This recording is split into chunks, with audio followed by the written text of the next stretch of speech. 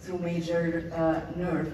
And an analysis of closed claim of cervical, epidural, and transforaminal procedures showed that this risk increased when the patient is more and more sedated. And this is an example about a case that we saw earlier with the complications slides. And this could have been prevented if the patient was awake, because you will most likely you will report some discomfort or pain when the needle is advanced through the cord, not only relying on the images. And another complication that was reported where the APs looked okay, and then the lateral, we can see that the needle is deeper than it should be, the contralateral and the lateral. And then injection of the contrast was too late, because we can see here as a result of a cord infarction. So this can be prevented by keeping the patient awake, because most likely when we're advancing the needle more and more, the patient will start complaining of pain or discomfort in the extremity, and this might alert the physician to stop. So the sedation, will it benefit the patient? In one review of 500 patients, they noticed that only 17% of the patient requested sedation. And in another review, Dr. Dean noticed that among almost 7,000 patients who did transforaminal injection, the dissatisfaction rate was only 3%, and this is among non-sedated patients. So this shouldn't be routinely offered to the patient, and just because the rate of dissatisfaction is really low. Will it affect the outcome? And another randomized controlled trial by Dr. Corinne noticed that the effect of sedation on the accuracy and the outcome is not really important, and it does not predict the satisfaction with the care. And adding opioid-based sedation will not give the patient more relief. What it will do, it will affect the perception, and that might affect the result of a diagnostic block.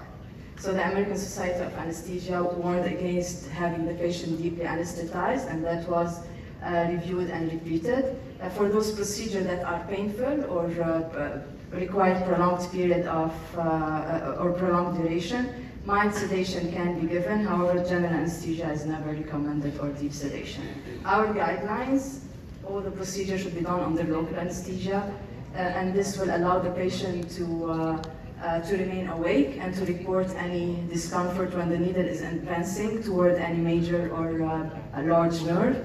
And when we're doing RF, if we're ablating any non-needed or any non-target nerve, the patient will alert us as well. And if we're doing a test dose while doing transforaminal specifically, and the patient reports any abnormal result with the local anesthetic, that will alert the physician before putting the steroid. For diagnostic block, giving any sedation obviously will affect the result, because we will not know if the patient had relief because the block was positive or because of the effect of sedation. Anxiety is not an indication to give any sedation. It's always important to have a staff around who's comforting and talking to the patient throughout the procedure.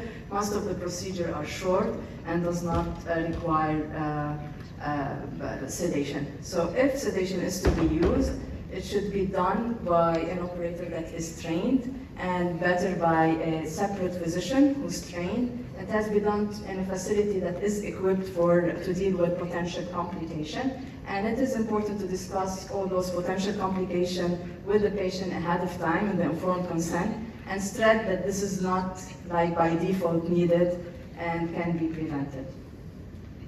And if we're doing sedation, we need to have basic DLS and ACLS equipment to be able to deal with any potential complication. So so the myth was that the conscious sedation is needed. However, about saying that it is not really routinely needed and should not be offered routinely for all the patients in our spine procedure. Thank you.